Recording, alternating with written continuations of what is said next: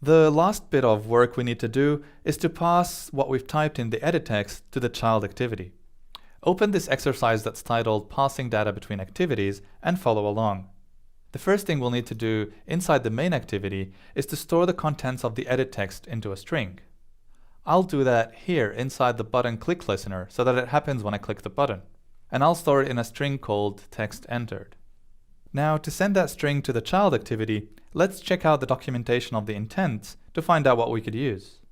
If you open the intent documentation in the Android developers website, you'll find this method putExtra. What it does is it stuffs this data that we want to pass into this envelope, or the intent rather. The intent extras store data as key value pairs. You can store primitives like characters or numeric types, strings, or even complex objects, but we'll talk more about those later in this course. In our case, the data we want to send to the child activity is a string. But we need to come up with a key or a name to be able to retrieve that string on the other side. This is what the first parameter in putExtra is. The second parameter is what data you want to pass through. For the key or the name, you could come up with your own string, or you could use one of the constant strings defined in the intent class. In our case here, I'll use the string that's defined as extra text inside the intent class. This makes our code a lot cleaner and easier to understand. And then I'll pass in the text entered string I just created. And just like before, we start the activity with that intent.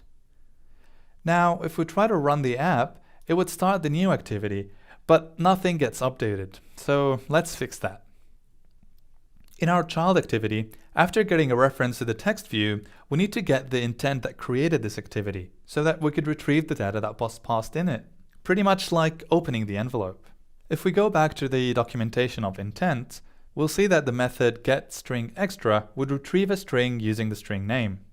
This is what we need to extract the extras from the intent. However, we shouldn't immediately call it.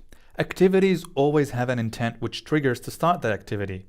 Even in the earlier exercises, an intent was being created for a child activity, but it didn't have any data in it. So you shouldn't assume that every intent has extra data and always check if it does. Otherwise, your app might crash. To do that, we use the function hasExtra, which returns either true or false. And if it's true, we call the getStringExtra on the intent to retrieve that string and then set that text view with that text.